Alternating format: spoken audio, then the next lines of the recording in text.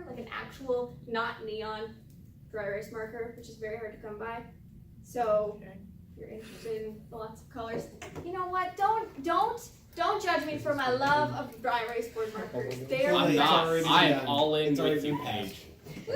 Okay, but seriously, there's some practical uses for this in a professional environment, which is why I'm including it. One is that whiteboards are a really good way to visualize meeting notes real time, and make meetings more fun and more collaborative, and also to inspire some brainstorming and get to know people a little bit better. So there's actually been moments where I have brought my mini whiteboard into a room with meetings with people I've never met before, and I just put the whiteboard on the table with a marker, right? I don't do anything with it, I kind of just leave it there. And then as I'm just talking to the person and we're having a conversation about their business, they'll pick up the whiteboard and just start drawing out their business. They don't even care what it looks like, they just do it because they naturally have an inclination to do that. And so you, as the person, get to know them a little bit better and know their business better, and they get a little bit of fun out of their workday getting to mess with dry erase board markers. By the way, does this run on Windows? I was about to ask that. You know what? Why don't you look up The best things in life are off the computer, John. I'm sorry to break it to you. What? Obviously, assist with collaboration. Something that I really like to do with whiteboards, and this is again more for, especially for kinesthetic people who like pen and paper. Whiteboards are really good for if you like mind mapping, but you don't necessarily like messing with it on a computer. Whiteboards are a really good place to do it.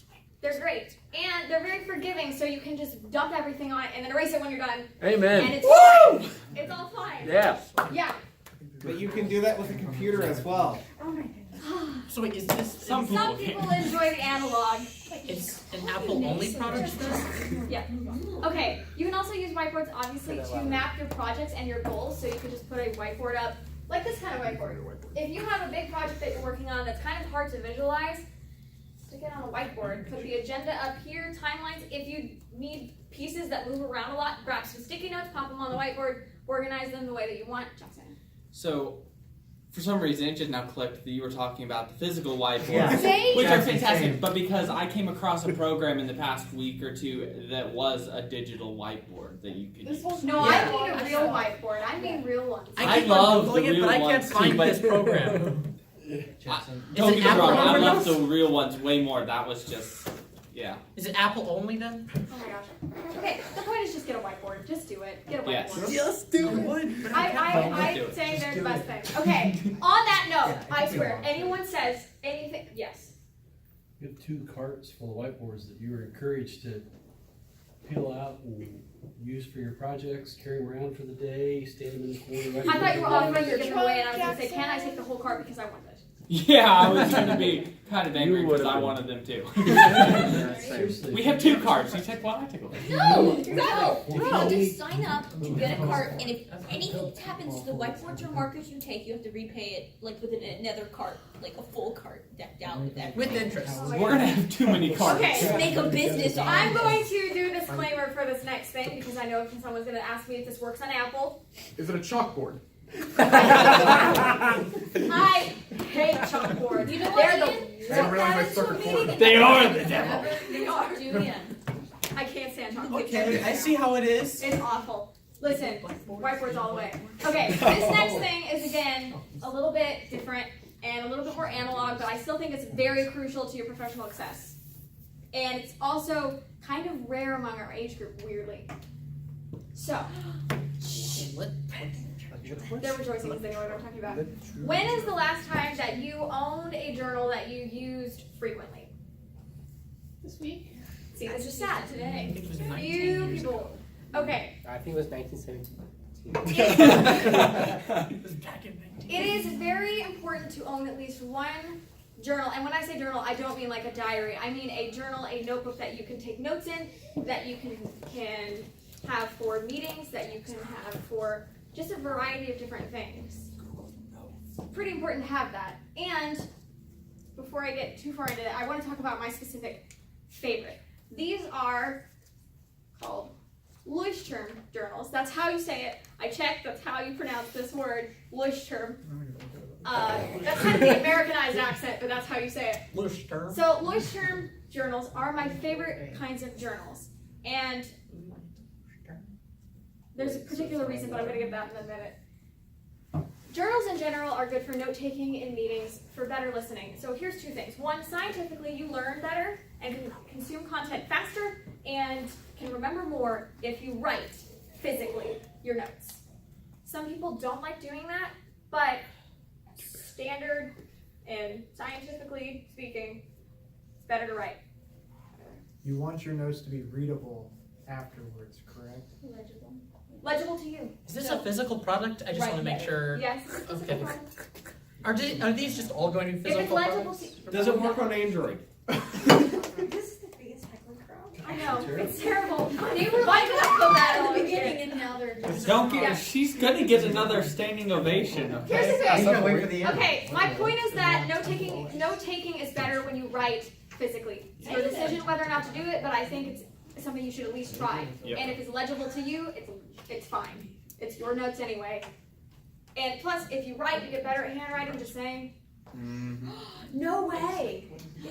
I did worse. It's almost Okay. like practice makes perfect. Here's the thing to also say. Not writing, I think. Note-taking in meetings, particularly with a journal, is a good practice to do because it shows that you're paying attention and that you're finding someone else's thoughts valuable. A lot of times we can go into meetings with our smartphones because we have a notes app on our smartphone and we think, okay, that's fine, I'll just take notes on my phone. However, a lot of times, A, it'll look like you're texting, and then B, if you're polite, you have to find yourself apologizing for the fact that, no, I'm not texting, I'm just taking notes while I'm listening to you. And so it's a little bit off-putting to be on your phone while you're talking to someone trying to take notes. Also, it's a little bit off-putting not to be taking notes at all because it's showing that you don't find any value in that conversation whatsoever. Unless it's a very short conversation, obviously. But when you're taking handwritten notes while talking to someone, like a mentor or a business person, you're having an informational meeting, taking a journal into your conversation and taking notes on what they're saying makes them feel like they are valued, they're providing you value, and it helps facilitate the conversation, and it makes sure that you remember what was said. I also like journals for bullet journaling. Has anyone heard of bullet journaling? Is that where you shoot it out? Can you refresh me? Yes. Bullet journaling. Bullet journaling is for very simple task management, which I know we've talked about with project management tools. Peanut gallery. Simple task or simple? If you find yourself being really stressed out by the amount of tools available to you for task management and you just need to get stuff done, bullet journaling is a great way to do it. They have their own website, bulletjournaling.com, that gives you a whole rundown on it. But basically, they give you really specific annotations to just dump tasks in your journal, organize them quickly and efficiently, and make sure you're getting stuff done. And I've done this off and on for a few years now. Highly recommend it to those of you who like analog task management. So, here's where the Loish terms come in. So, a lot of people, when they're recommending journals to you, they're going to probably tell you to get something like a Moleskine, or honestly, they won't really, sometimes they don't even care, like just get a journal. And yeah, just get a journal, but I say Loish terms are the best, and here's why. Loish terms, and I'm going to show you actually my current one first. So Loish terms are a little bit bigger than your normal Moleskine journals. They're a little bit pricier, but for a good reason. Yes. Do you keep saying moleskin? Yes, that's what Yeah, it's another That's what they're company called? that makes Yeah. Is it actually made out of moleskin? They legit That's, used to. that's what I was thinking. They legit used to. Oh, used to? Oh. Yeah, those are the ones you're going to No, see they can't do probably in that your anymore. Barnes & Noble or something. Those are the most common ones that they sell there. Trying to find out. Here. This has bullet journaling and notes on it. Well, no. So, I get particular kinds of Loish term journals. They have different ones. They obviously have, they have blank pages, they have lines, they have completely filled in grids. I prefer, if you like writing in straight lines, but you like the potential to doodle at all, I recommend the dotted grids because they're not in your way and they're not distracting, but they still give you straight lines to line things up with if you're OCD like that. Obviously, I kind of like the fact that they have numbered pages. They have perforated pages in the back. Yes. Do they have calendars? Yeah, they have a. Actually, no, they do not have calendars. They have. I made calendars. That's why I'm saying yes. I made the calendars on the inside. They have a table of contents and stuff, but They have a lot of stickers that go on. I think they sell planner versions of these. I just get the blank ones because I like to customize them however I want. Where are these? You can get them on Amazon. You can get them on their website. You can get them Like, where's it? in store. I just want to look. Lifeway up north might have it. Yeah, Lifeway might have them. Lifeway typically carries them. I know that the reason I got hooked with these is that they were at the Lifeway that was on campus at my school, which was bad because they're expensive and I wanted to buy the whole thing. They have 2 bookmarks and an elastic, which most journals only have like 1 bookmark. I know this sounds like really, really nitpicky about your stuff. Oh, and it's very sturdy paper and it doesn't bleed, which I have a million pins that bleed, so that's nice. However, I'm going to show you an example. So here's my old voice term journal. Okay, it's white, so it's very dirty. I made the mistake of getting a white journal. Don't do it. But other than that, it's still pretty much intact. I still have both of my bookmarks attached. It's still in the binding. I took this basically everywhere with me. It's been to the beach. I have had someone, Brian Hudson, spilled an entire water bottle all over it once. That was great.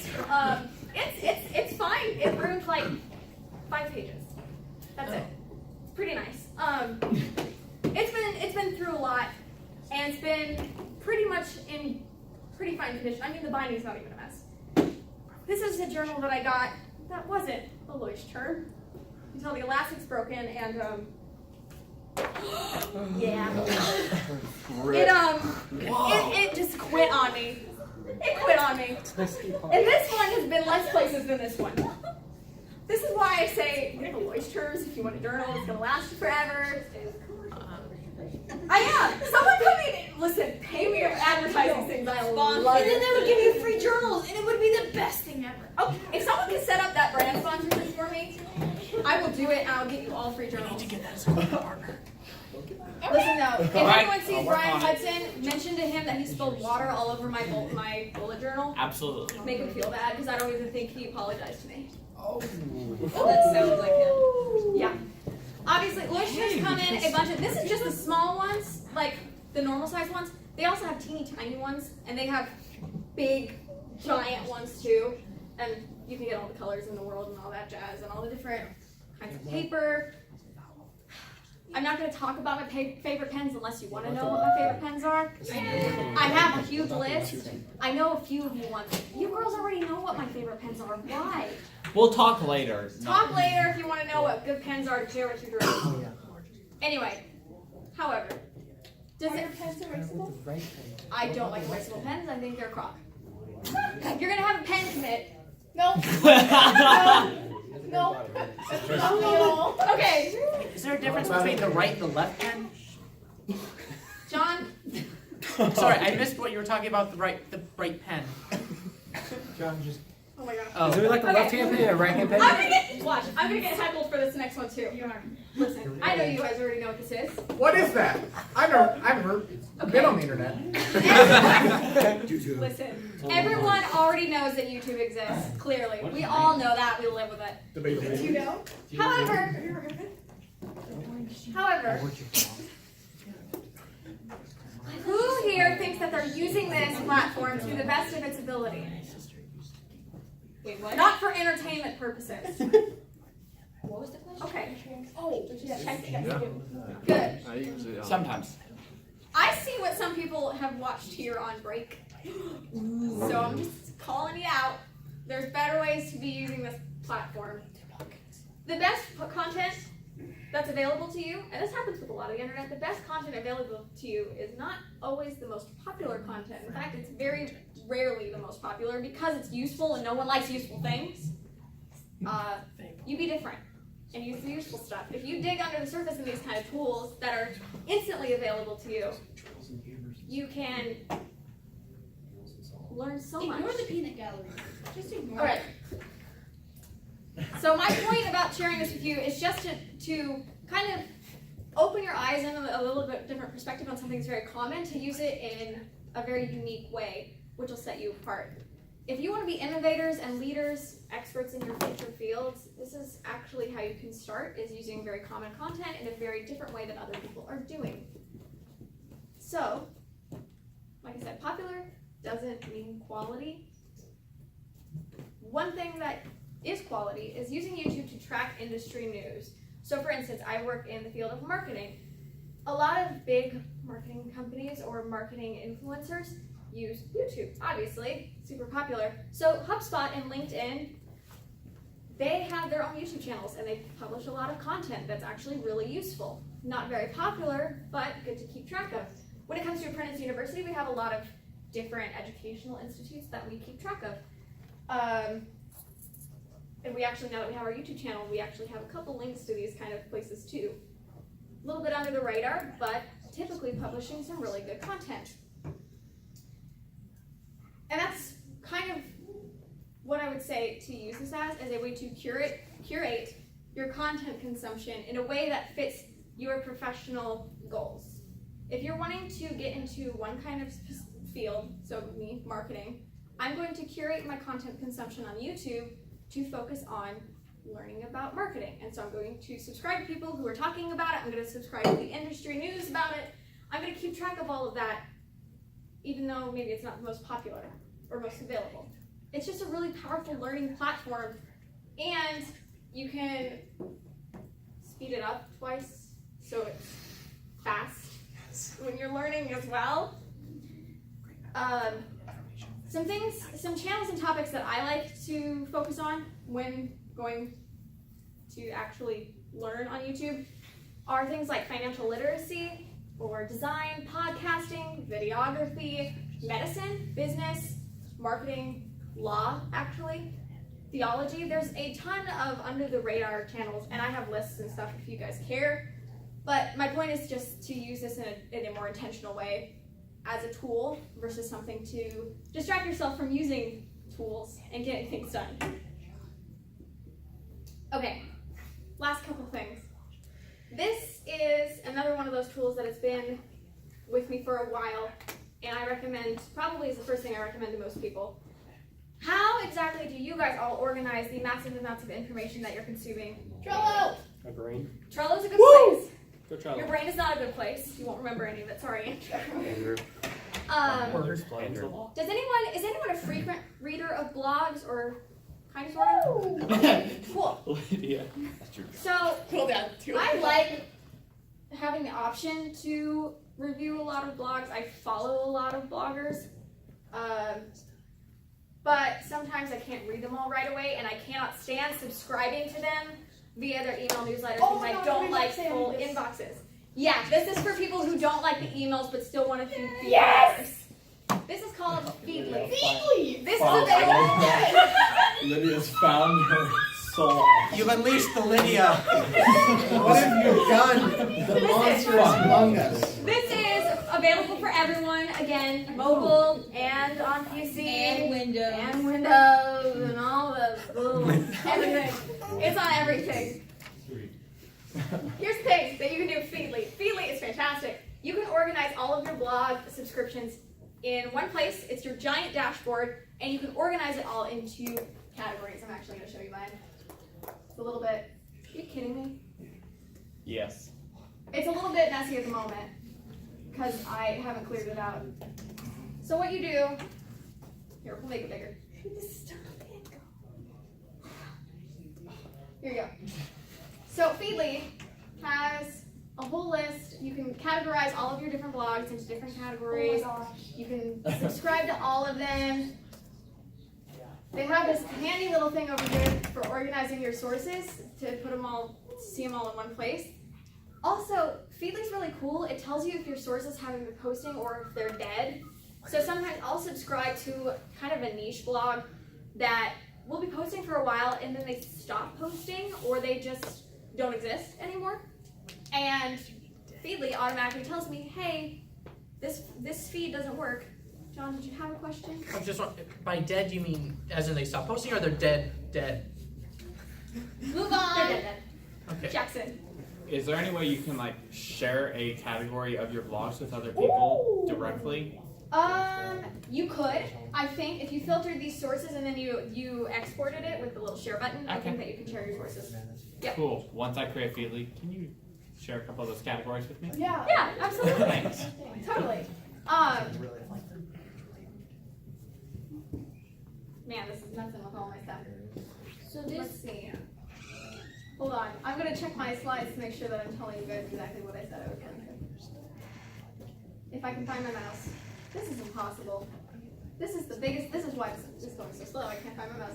Okay, you can add, okay, this is a lie. I think this is a lie. Supposedly with the free version, you can only add 100 blogs. When I read over, I have 100. It's overrated. I did. I actually pulled it down. You saw like 67 pages. It used to be, I think, 200. I had to limit myself because that's too much to consume as a person. I think this is a lie. I believe you can add more feeds than this, just so you know, if you want to. You can save to read later. They have a little button, a ribbon button. You just click the ribbon button, save it to read later so that you don't have to necessarily lose track of things. And if you only care about certain articles, you can just bookmark them, keep them, read them when you want to. The dashboard I just showed you, you can instantly delete sources, you can instantly reorganize. It'll alert you with inactive or dead ones. And it has Chrome extensions. So on Chrome, you can get 2 buttons. So they have a feeder button and a save button. Oh my gosh. Save to board. So if you saw here, Lydia, you can also, so I have all of my sources organized, but sometimes I like separating things out into topics. So they have these things called boards. So if you have a bunch of blog posts on one topic, put it in a board. Like name a board, blogging. This might be empty. Oh no, it's not. And is this These are only like for blogs. blogs, by the way? Just wondering. This is for blogs. Okay. Technically, I think it works with feeds for podcasts. I don't know how useful that would be, but yeah, it's just for blogs. It should actually work with anything that gives off an RSS feed. Yes. Does that mean like YouTube as well? No, meaning if you can't use an RSS subscription feed, it will work with it. So you can separate into board, and then what'll happen is these buttons up here, you can't see them. They're not on this browser. I don't put them on here. I put them on my other one. You can click a button and instantly save. If you're on a blog and you're like, oh, I like this blog, click a little button, save it to a category, and you're automatically subscribed to that blog's content on Feedly. You can also, if I'm reading an article and I say, I like this article, I want to save this for later, you can save it to a board. Easy as pie. Just add it to Chrome. Paige, I love you. Like, I can't even tell you how much I love you. I also, again, I have recommendations for really awesome blogs you all should be following. If you guys care, we don't have to talk about it right now. Okay. Then, here's my last one, and I'm doing this for Mr. Brumbarger. Wait, so what are the different Chrome extensions? What I do? If you look up Feedly on the Chrome store, it should give you a couple options. I think it's Save to Board and Save to Feedly, or Feeder. So save to board would be like actually putting it in a category. Yes. Save to Feedly is just Don't let it go to your head. Yes, correct. So when you do Feedly, all you have to do is say, these are the blogs I want to follow, and it just tells you whenever they upload a new, whatever, Yep. something on the. Yeah, Okay. so if you saw here, these ones over here with the numbers near them, that means someone just uploaded. So Dr. Moeller just updated his blog, and this is his new blog post. And I can read it right here, or I can go to the website. Yeah, it has a reader. Yeah. I mean, just the reader on is kind of great. Yeah, and actually you can change it up as much as you want. You can customize the theme, change the fonts, change the size of the fonts, change the colors. It's very customizable. Yes. Does this have a tool you can put keywords in it and it will kind of listen for RSS feeds or It's posts? not curate content for you. You have to do it. Could you tie it to a Google alert with a keyword? If you use a third-party connector, kind of like an if it then, like an if this then that tool, you can. I've done it so if you save a article to Feedly, it'll populate a Google Doc spreadsheet for you. Yeah. So you can do that. But you can set up Google Alert to listen for Apprentice University. And if there's an article that pops up somewhere, something that comes up. I've never tried that. You can't do it with the tool. It might have to be a third-party thing if it's possible. Yeah, it would be nice, but Schedule a Google Alert as an RSS feed into this. I don't know if that's possible. If someone knows if that's possible, please tell me. 'Cause that would be That's a awesome. big deal. I can look into it. Thank That's a you. big deal. That'd be really nice. Does anyone have any more questions about Feedly? Just that it's amazing. I love you so much. Thanks, Lydia. It is. Honestly, it's fantastic. It's so nice. This And is something I was just doing. Sorry, what? Like in my Trello, I was organizing all these blogs. I was like, and now I have this. Oh my god. Oh. Yay. I'm happy. Seriously. What's the Feedly Mini? Feedly Mini? Oh yeah, that's the one that you can subscribe to a blog with. And then there's Feedly Notifier and same Feedly Board. Yeah, Feedly Notifier is kind of annoying. It'll just notify you when there's updates. I don't. Okay. Yeah, don't get it. Any other questions about Feedly? Okay, I want to know who uses it. this is my final tool that I'm going to talk about, and this is one of my absolute all-time favorites. Who uses it in here? Who in here is not a reader? Not? Not a reader. Not if you could choose to consume content not reading, you would do so. Oh, I hate Okay. Gotcha. Yeah, I'm a reader, but I like variety in my learning, so I really, really like podcasts. Sometimes I like audiobooks, but I'm more of a podcast person. And podcasts, in my opinion, are great ways to get both long form and short form content in a cool format that doesn't require you to be sitting and reading it for a while. So I listen to podcasts that are like an hour and a half, 2 hours long, and it's honestly, I remember more from that than for reading that kind of content. So the way I do this is with an app called Pocket Cast. Pocket Cast has a web browser version. I believe it has apps for both Android and for Apple. You do have to pay for this one. I think it's like worth $3. it. Yeah, it's like $3 on your phone. $3 too many. The desktop version is not $3. I think it's $15. I think it's 9. Did they up? Okay, listen, I paid $15 for this thing, but if it's $9 now, then that's much better. And I'm a little Maybe it bit was just a annoyed. sale. I don't know. Yeah, I have the desktop version, but they were running beta, so I got it free. But the browser version you have to pay for it. Anyway, Pocket Cast. Well, hold on. I'm gonna.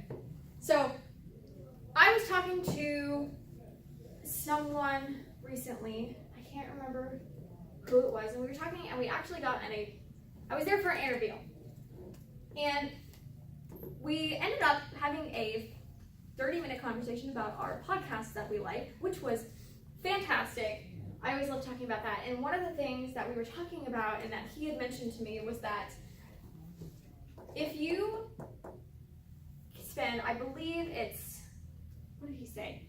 If people had 30-minute commutes to and from work 5 days a week, every week, and they just took those 30 minutes and listened to a podcast every 30 minutes that they were commuting, that in 4 years they would have the equivalent of a master's degree in that education. So there's a lot more empty spaces in my life, at least, for listening to podcasts. When I'm doing a lot of things, I'm getting ready for the day, not just when I'm driving. And I like to fill the empty spaces with something productive, and so I use podcasts. According to my Pocket Cast app, here's the thing, I'm the weird podcast listener who speeds up things twice. So I listen to twice the speed. I know some people hate it. I love it. It weirds people out, but I think I it's love awesome. the concept. Hate the ability that I can't do it. Here's the thing, if you want to try to do it and you're not completely against it, you have to bump it up slowly. So you have to do 1.1, 1.2, 1.3, and work your way up to 2 times the speed. Sometimes a little bit more than 2 times the speed, depends on who you're talking to. So I've saved apparently over 6 days by speeding up podcasts. And I've listened to over 380 some hours of podcasts just on Pocket Cast, which is awesome. And that's not counting any podcasts that I've listened to outside of Pocket Cast, but most of them are in Pocket Cast. But I think Pocket Cast is the best way to listen to podcasts. What is up with the peanut gallery over here? Sorry, Mr. Brumbarger. That's something funny. This is for you. I'm doing Wait, this for Mr. you. You can do that? Oh, funny? All right. So here's the thing. Pocket Cast is, in my opinion, one of the better or best apps for listening to podcasts. One, because of a lot of different customization options it has. 2, it's fun to keep track of your stats. 3, the featured and trending page on this is a little bit different than iTunes and actually is useful and curated to you and what you listen to. What? Yeah, so it actually will recommend things based on what you're listening to versus just giving you the top stuff. Okay. It has a search bar and a catalog, and here's the thing. The search bar, it sounds really lame, but if you just search a podcast name right there in the app, so I'll show you. Where's my mouse? Right there. Thank you. You're It's hard to welcome. see. I can't see. This is my I can't my do pocket that. cast. I like it better on mobile at the moment, but it has this nice search bar up here, and you can search either your own podcast or if you just know the title of a podcast, it'll find it for you, basically with no trouble. If it exists, it'll find it. It's kind of like the universal database of all podcasts. I don't know how they do it, but they do it. And you can just search it, click it, and then hit the subscribe button, and it's set. Perfect. Way easier to find podcasts. It's kind of why I have so many podcasts that I'm subscribed to, because it's too easy to find podcasts in this particular app.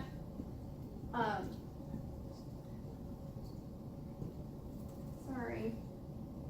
Jackson, help. Go up. It's right there. Yeah, go straight up. I went straight up. That's why you know. Point at it. Your glass. I do need it. No, wrong one, Paige. Okay, sorry. Alright. If you get the mobile version, which is what I recommend, because most of us will probably be listening to it in the car and it's easier to have it on the mobile. It has a lot of different custom filters that you can set for what kind of podcasts are, maybe I've downloaded all of these. These are on a particular topic. These are ones of this particular length. These are all ones from a couple different kinds of podcasts. You have a lot of different filters that you can work with. Download for offline listening, which is always a must. And it's way easier to do it on Pocket Cast than like the iTunes app, or the Pocket Podcast app that comes with your Apple phone. To make sure that you're not filling up your entire phone with space from podcasts, especially when you listen to giant, long podcasts like me. This is way easier to auto clean up and things, so it makes sure you're not filling up your phone with all of those files. And it syncs on every single device. So if you have the mobile app and you have it on your computer, it'll sync it to your account, so it makes sure it's keeping track of all the things that you've listened to. It's archiving all the things that you listened to, and it's nice having all of your podcasts synced automatically. So, versatile playback. Here's the thing that's awesome about Pocket Cast. It's like I was saying, I listen to things at twice the speed. It's very customizable when it comes to the speed that you listen to things at. I don't know if anyone cares that. But it does, instead of splitting it up, so 1, 1.5, 2, you can do individual increments, and you can go past twice the speed if you want. It cuts out all of the empty spaces in a podcast. So if there's long pauses that weren't edited out, it actually edits for you, and I've never had any issues with it cutting out any content before. It just kind of cuts back on things, and it's actually